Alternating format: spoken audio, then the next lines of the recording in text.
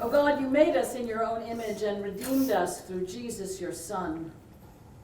Look with compassion on the whole human family. Take away the arrogance and hatred which infect our hearts. Break down the walls that separate us, unite us in bonds of love, and work through our struggle and confusion to accomplish your purposes on earth, that in your good time, all nations and races may serve you in harmony around your heavenly throne, through Jesus Christ our Lord. Amen. It's delightful to see so many of you. Welcome to Christ Church this morning. This is the first of our fall faith formation lectures in history, and the task that we have before us is to get ready for some facilitated conversations around race that'll be happening later in 2017.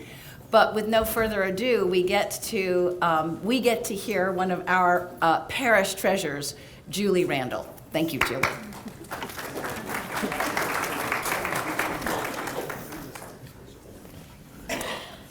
Thank you, Ann. It's wonderful to be back up here, I think, again. This whole fall won't be just me talking, thanks be to God. But this is the first of a series of Who Are We Then and Now? Last spring, I gave lectures on our racial history. Today, I begin a series on our Confederate States history. And it has been suggested to me that in the spirit of who we are then and now, I tell you something about my Confederate pedigree, heritage, legacy, whatever you want to call it. And I begin this with an image of a cat I owned in grade school years. We had a Confederate gray cat who bore the name of Yankee. Yes, well, keep that image in mind of a Confederate gray cat named Yankee.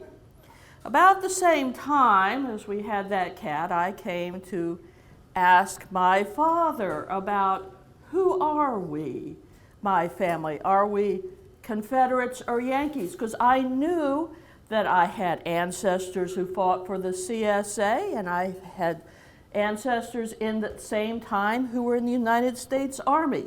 My ancestors fought on both sides, and others weren't even here yet. They were still in England. My father looked down through the lower level of his bifocals and said, "We are Americans." And I went forward with that. Okay, that works for me, I'll just go forward. And then when I got to William and Mary, I was informed that since I was from Maryland, I was a Yankee. 4 years later, I went to grad school at GW and was informed that since I had gone to William and Mary, I was a Confederate. So I was confused, but then where did I come out? I am an American.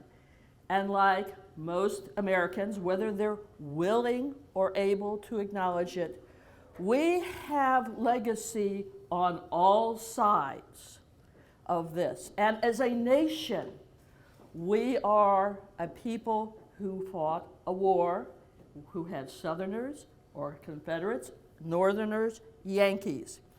And ever since that war, we have been trying to explain it to ourselves.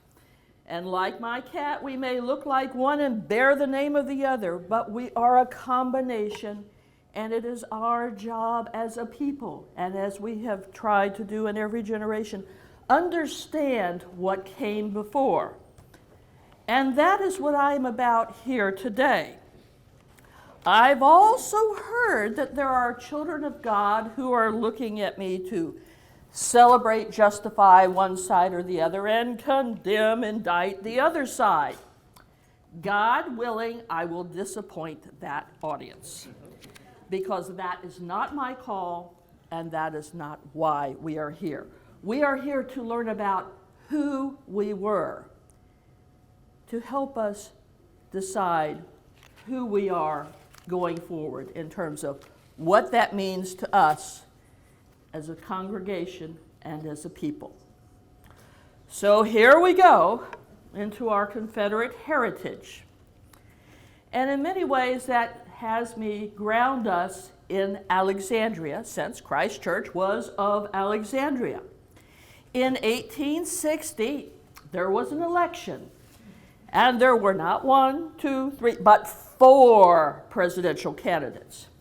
There was Stephen Douglas, the Democrat, who had lost the southern wing of the party when he would not, and the party would not, support a platform that guaranteed extension of slavery into the territories regardless of what the territorial voters decided.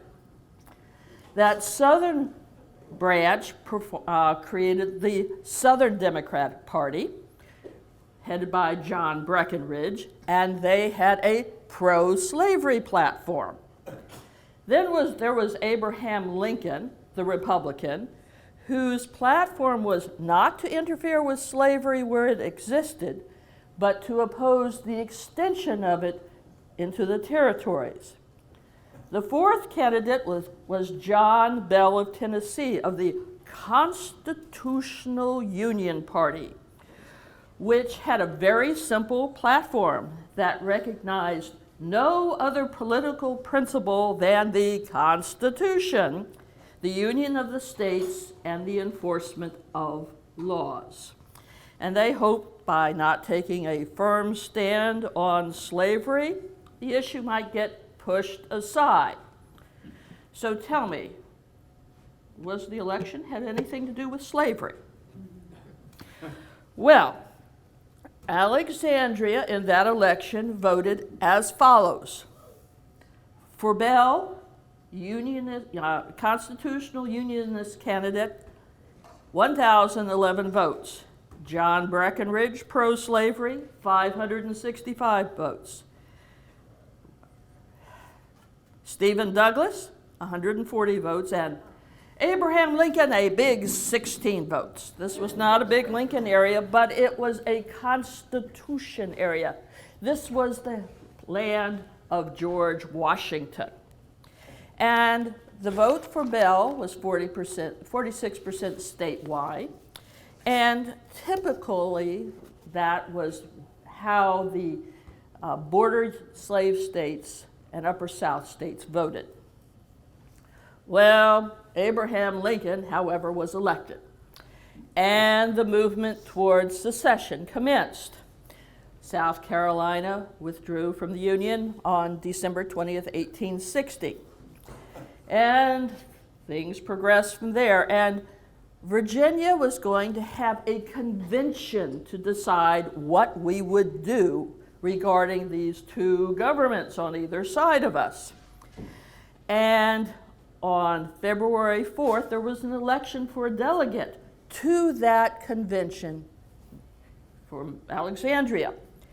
And Unionist candidate George Brent got 72% of the vote over secessionist candidate George Funston.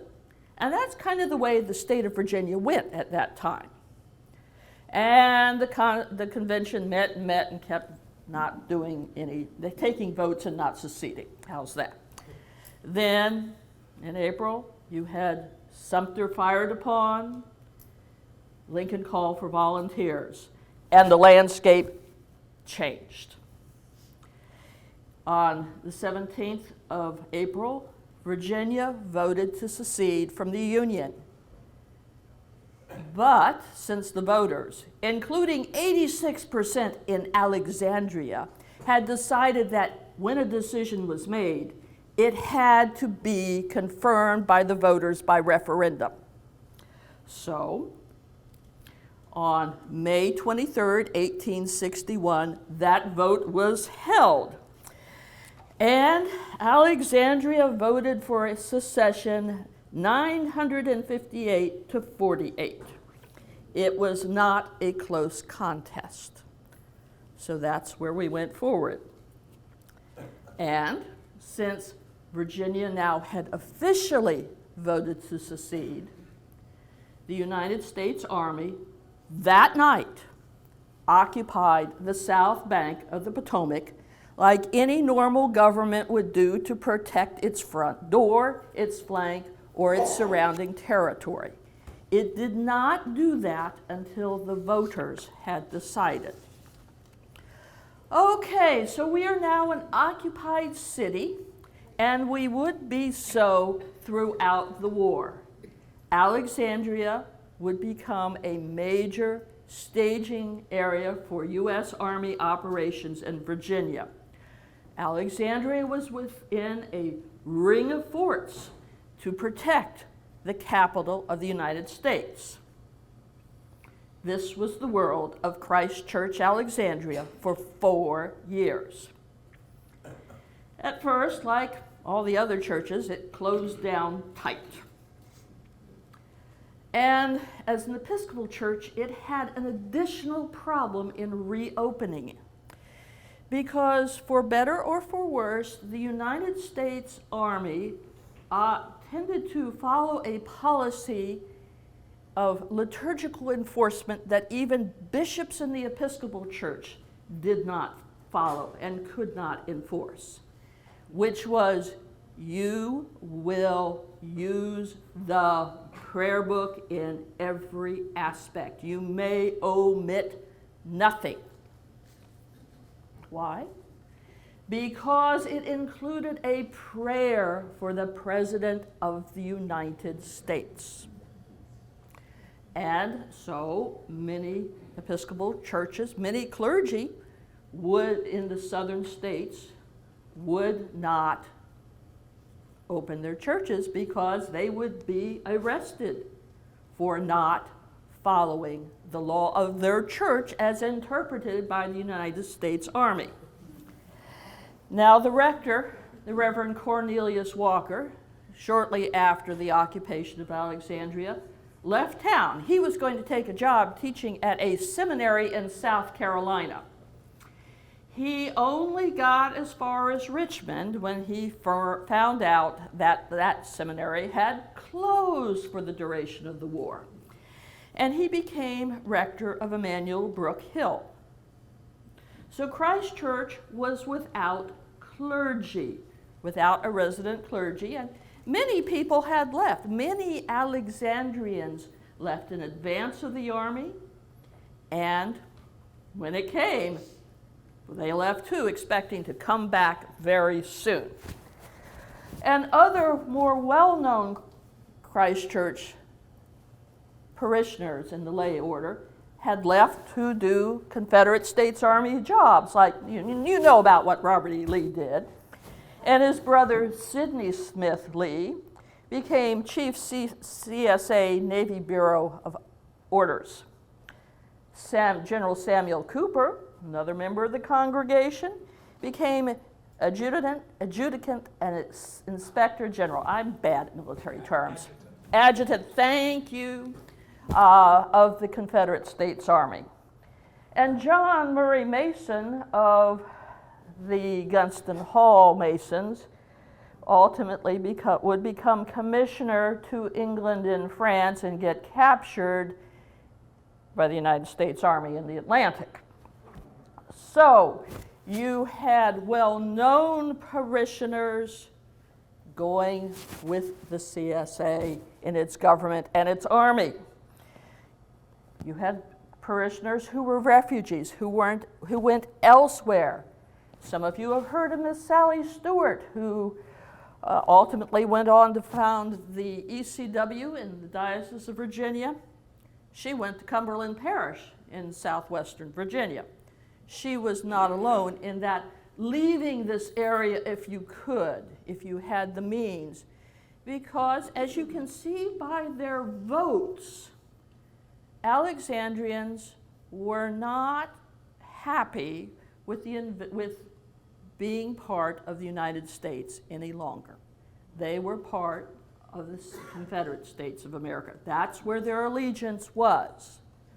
So, and then, oh yes, lots and lots of them became soldiers. We had our own organization here, the 17th Virginia. and some of them were slow getting out of Alexandria on the night of the 23rd, 24th of May, and they gathered at the corner of King and Duke to leave town. Hence, that's why that statue is at that point. Okay. Now, there were people here, like vestryman Cassius Lee, who, by the way, the United States government would periodically arrest as being head of espionage for the Confederate States government, something never proved by the United States, always denied by him, but 20th and 21st century historians say he didn't lie well. Well, the vestry without a rector had this church. Now, there are two traditions about what happened then. One tradition, promulgated by a St. Paul's Alexandria historian, is those traitors at Christ Church became collaborators and invited the United States Army in to use their church. They gave it over lock, stock, and barrel. A Christ Church tradition, which I have heard in Christ Church from docents who are no longer among the living, said that in an act of typical Yankee vandalism, they came and took our church and desecrated it and broke our font. What's the truth? The United States Army used the church. That is the one documentable fact of truth that one can find. And the Christ Church story, which came out in during the war and after, was the vestry lent the church to the United States Army. And when commanders changed, they returned the key, and they would decide if they would lend it back to the Army. And that continued for a while until the commanders changed so quickly the key never made it back to Cassius Lee. I wonder why. Anyway, the United States Army had Army chaplains here conducting services, and a congregation that liked the United States Army, that revered the United States Army, that supported the United States Army, worshiped with them. Traditional Christ Church members worshiped elsewhere. There is anecdotal evidence from diaries, particularly Anne Frobel's diary, talking about how Christ Church parishioners would not worship with the United States Army. And I doubt if the United States Army was very welcoming to them, since the records of that army in censuses they did of the population talk about the people of Alexandria, so probably Christ Church, being dangerous rebels. There was not a love lost between them. Now, they worshiped elsewhere at many different places because there were some Episcopal clergy in town who would minister to those people. Episcopal clergy who were from the Diocese of Virginia, such as George Smith, who had run a school out on Quaker Lane, Henry Wall, and Joseph Packard, who taught at the seminary. He was the one who became most closely associated with Christ Church. In fact, he occupied the rectory for a while until the U.S. Army threw him out. He also had sons in the Confederate States Army, two of which are buried in our cemetery at a location unknown. Well, with all this going on, in 1863, during the summer, the Christ Church vestry, who were here, asked the United States commander in town to return the church to its congregation. The answer was a resounding no. The letters are at the National Archives, where General Slough talks about how you are a bunch of traitors who dishonor George Washington, your own parishioner, who you claim to venerate. You don't even use the prayers of his prayer book. No, they could not have their own, we could not have our own church back. Instead, he gave it over to that Union congregation that had grown up around the Army chaplaincy. And that is where things continued through the rest of the war. Now, as for the Army desecrating the church, they revered that church because it was George Washington's church.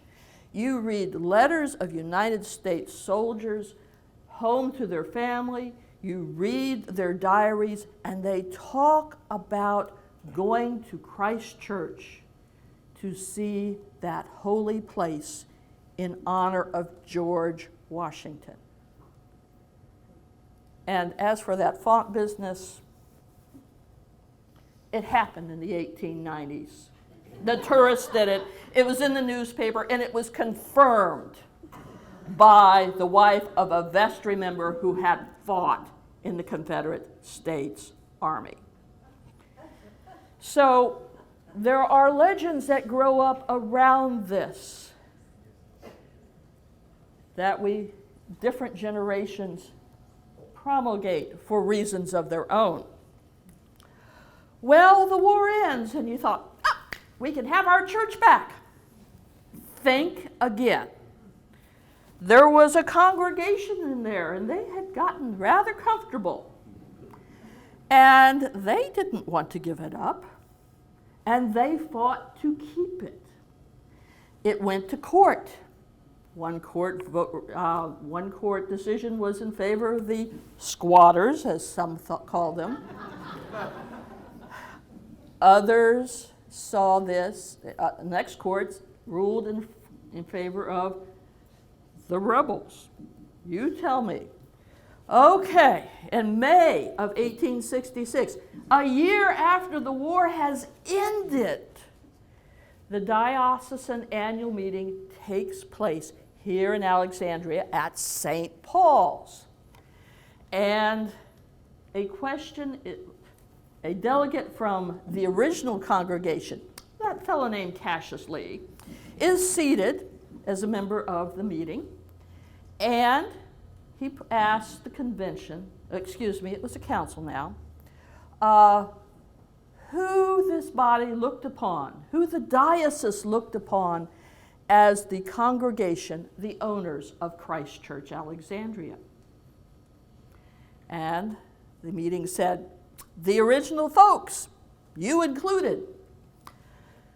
Well, that didn't end it. You then had shuttle diplomacy by the Bishop of Virginia, Bishop John Johns, who, by the way, lived on Quaker Lane. And an agreement was forged. Both rectors would resign. Both vestries would resign. And a new vestry would be formed with 6 members of one congregation and 6 members of the other congregation. And together, they would call a new rector.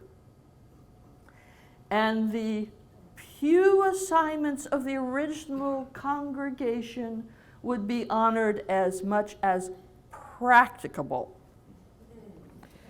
Okay, so that's what comes to pass. So you have a combined congregation, a combined vestry, who calls a new clergyman, Alfred McGill Randolph. He had been at St. George's, Fredericksburg at the beginning of the war, and then either by call or the destruction wreaked on his town by being a battlefield in 1862, he became a Confederate States Army chaplain.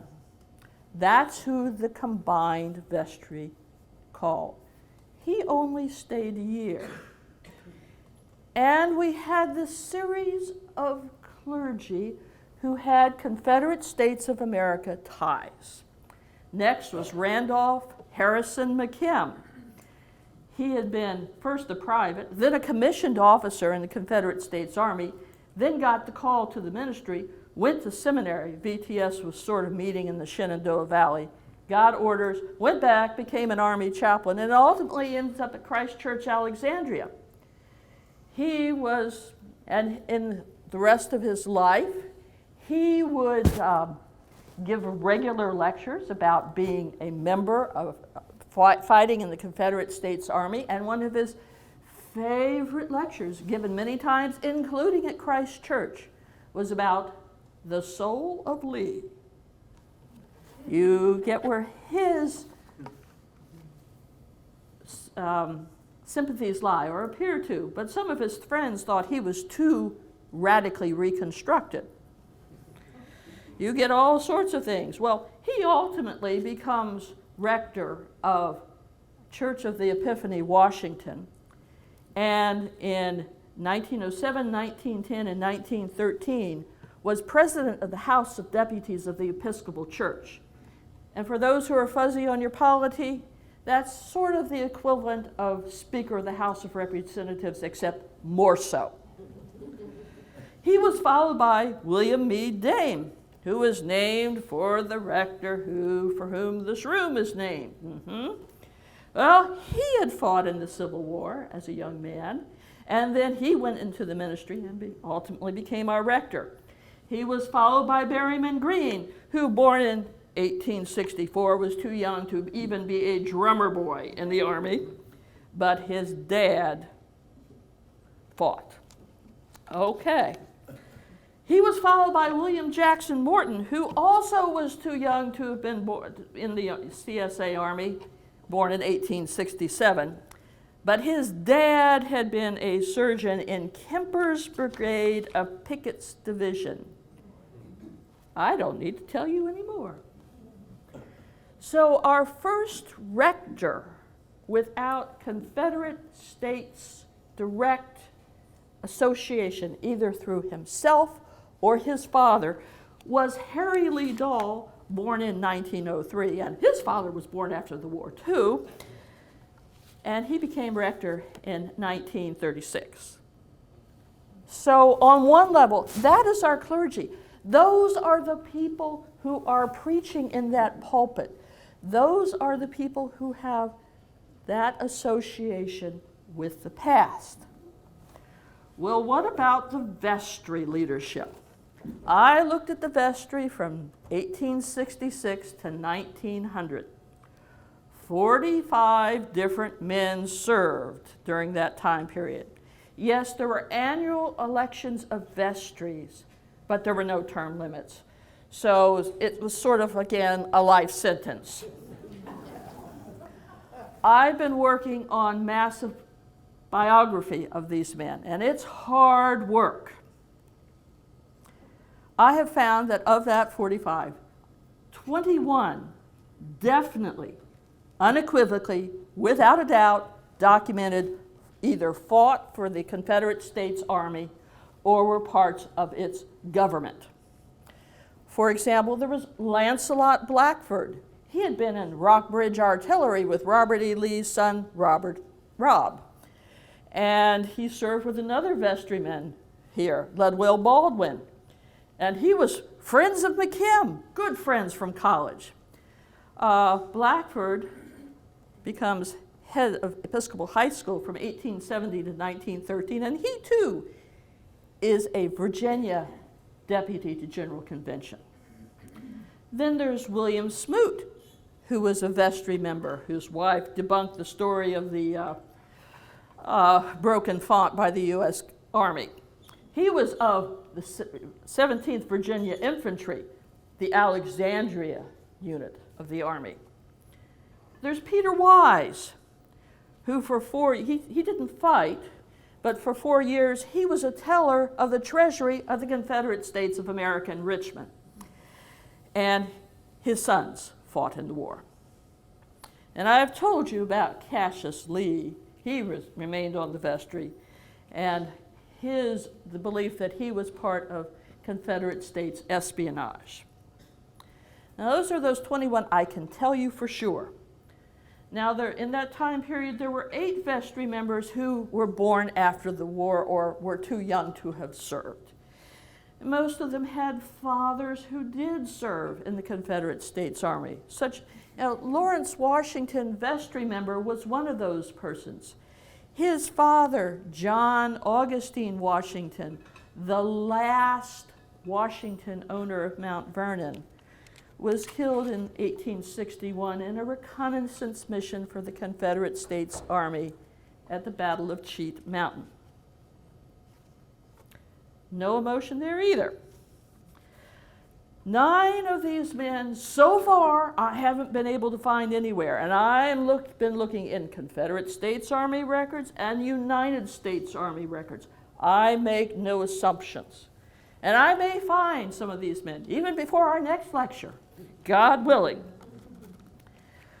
Then there are 6 others who were that congregation, the Union congregation, that started on the vestry. They're even harder to find, except for one fact. They were one-year wonders. The combined congregation did not re-elect them. Now, if you've been keeping track, I've only mentioned 44. Well, number 45 is the exception to the rule. Samuel Ferguson Beach had served on the vestry before the war and for a while after the war. He was a very outspoken Unionist and did not fight for any army because he was involved in the government of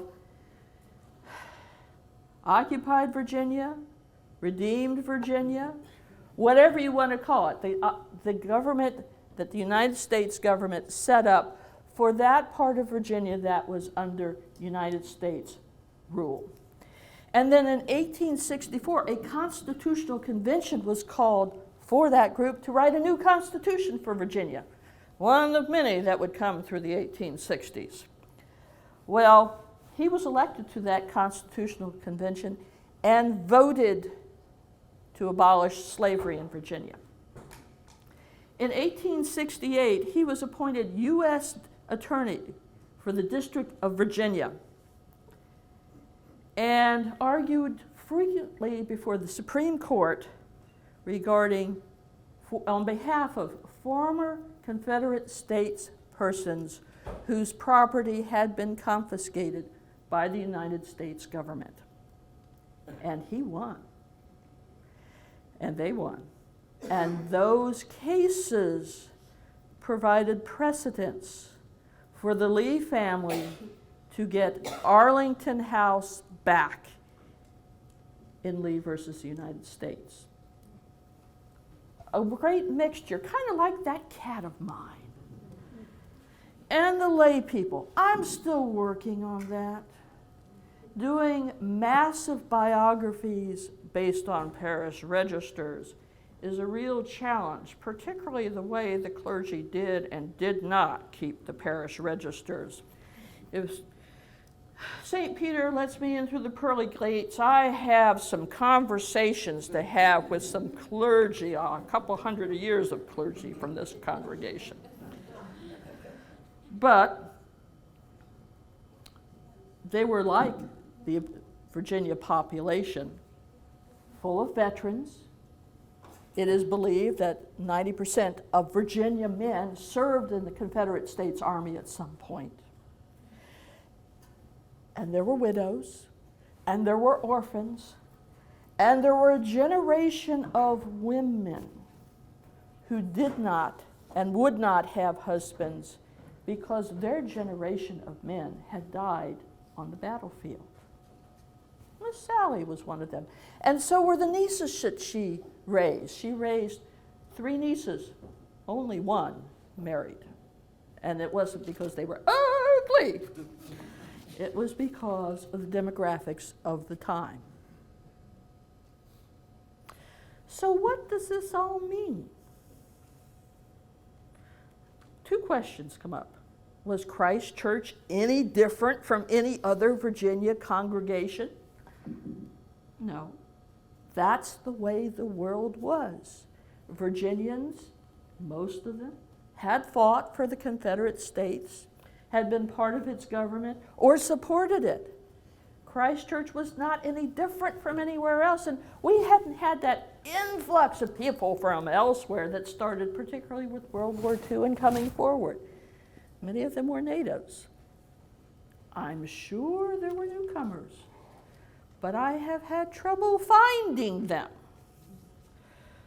So we may have had more associations with the big names of the Confederate States of America than some other congregations, but that doesn't really make you that different.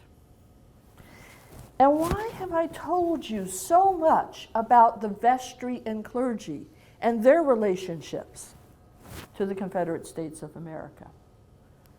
Those are the people who will be making decisions for this church during that time period.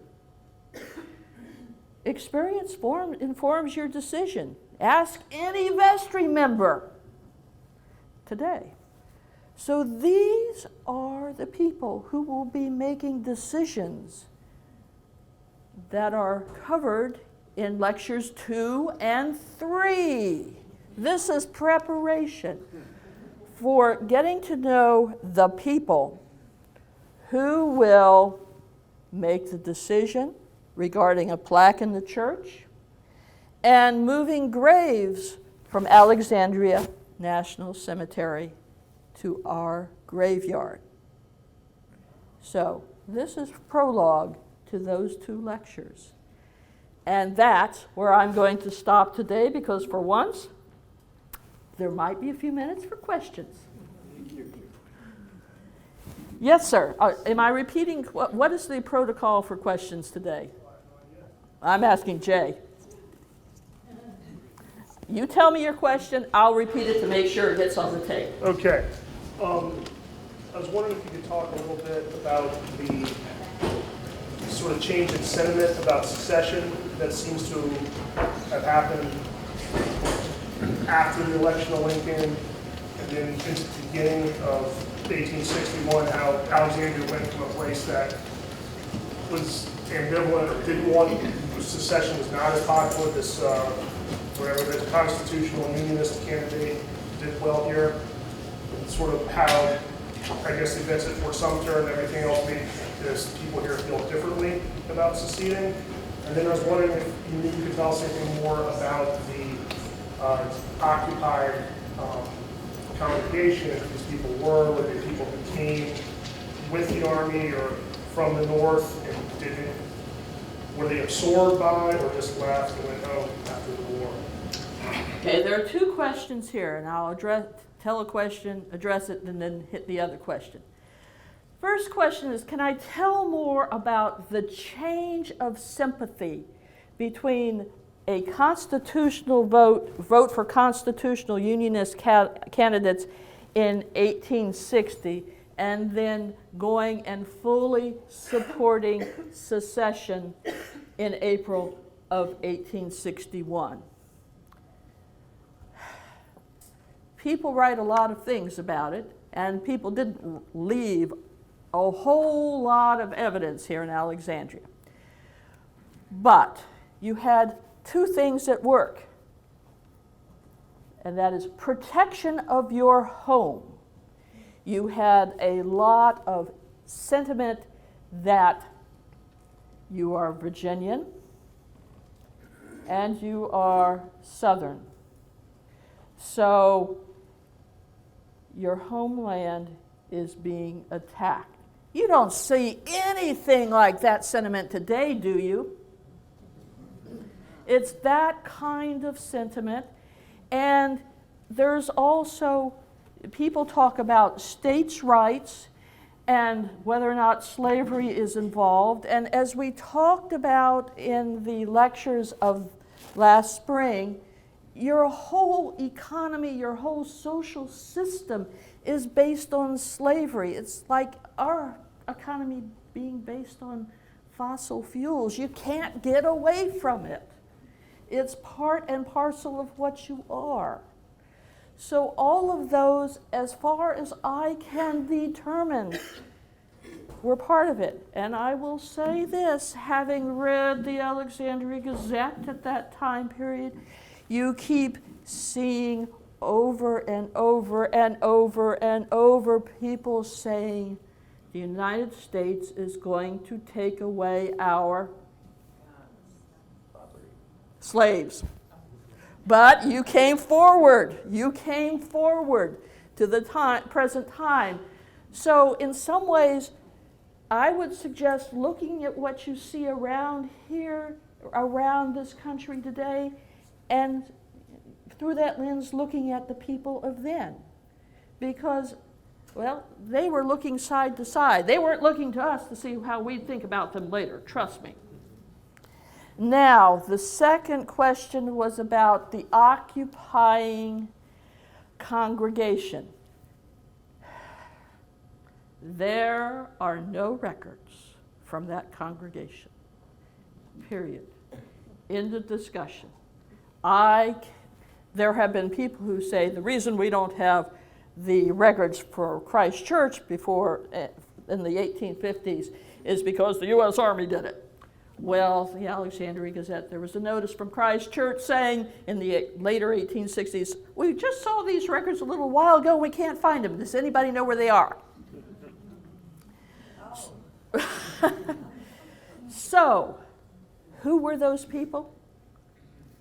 We don't know. We really don't know. We only know who were the clergy. And the parish register is not terribly revealing either. Trust me, back to those clergy and that problem I have with it. So I hope that sort of answers your question. I wish I could do more. More questions? Oh, come on. You're not going to ask me a question? Julie, Yes, sir. can you elaborate anything about how the search of creating two entities for a search for a new rector came together? That must have been quite a search. You're interpreting 1866 in 2016 terms. You didn't have much in search committees then. You had a vote by the vestry and you called them. And it was 1 month between the vestry first meeting and the new rector arriving. So, and the vestry minutes of those times are not terribly revealing about dialogue between people, what people said to each other, what the issues were. They recorded the decisions. I'd like to talk to some of those vestry members in heaven too. But I wish I could say more, but it was done. I'll go in order. I wanted to ask you about the black people of Alexandria at that time. Both the people who were slaves, they were freed by the Emancipation Proclamation 1863. Did they have any role with the church at all, either in helping or in any way? And also after Reconstruction, what was their role? Okay, prior to the Civil War, Christ Church had an African American part of its congregation.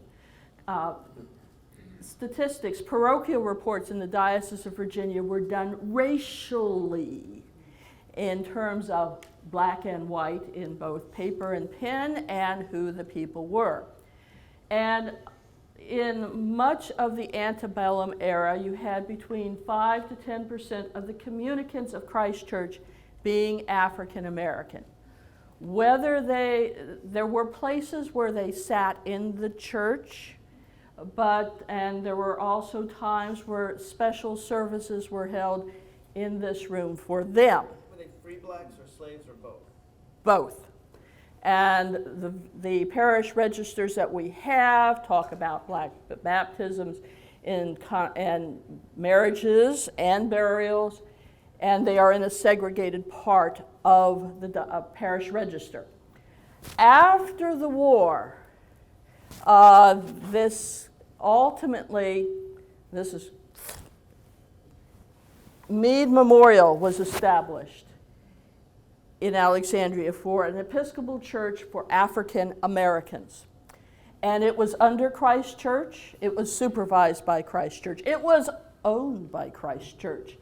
And it started out as a mission that in the fullness of time of about 3 years became a racial church. And the vestry minutes record it as the people of color in Alexandria making that request.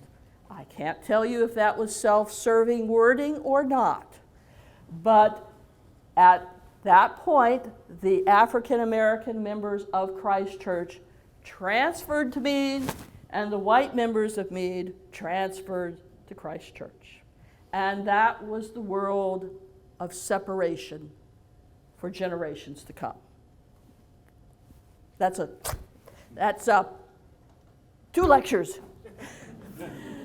Craig. Julie, I've read that the other churches in Alexandria were all used as hospitals. Is Christ Church really the only one to escape that use because of the association with George Washington? There are people who say Christ Church was used as a hospital. I have not found any evidence that it was used as a hospital. But 2 things I would say as caution to that. Number 1, after both Bull Run Manassas defeats of the United States Army, the casualties outstripped capacity in the area within the forts around Washington. It is conceivable to me that for a while we were pressed into use. And I think most likely, if Christ Church was used for a hospital in Alexandria, you're sitting in the room that was used, because this room was here. And this was a big space, and you could care for a lot of wounded soldiers in this space and still preserve the integrity of George's church. That's the best I can do at this time. Yes, sir. I was wondering, do you have any information on whether any Christ Church members are listed on the Appomattox statute? I don't know. I'm sorry, the question was, are any Christ Church members listed on the Appomattox statute? I don't know. I hadn't thought to look. Thank you for bringing that to my attention, and God willing, next week I'll answer that question. Yes. What do you mean by the Appomattox statute? The statue down here at Washington and Prince. Excuse me. I was thinking about the soldier in the middle of the street on Washington. That's it. It's at Prince. That's at Prince. Yes. Okay. So I need to step in because we need to release Julie, because we could stay here all morning. Thank you so much for coming. If you have missed any of Julie's lectures, they are all, thanks to Jay Bartol, on the website, as was our book study for Absalom last summer, and we are recording all of the things that we are doing. The choir is irritated because they have to rehearse during this same time, but I promised them they would at least have access to it. So come back next week for Christ Church memorializing Robert E. Lee. All right. Thank you, Julie. Thank you. That's okay. Hard to take in.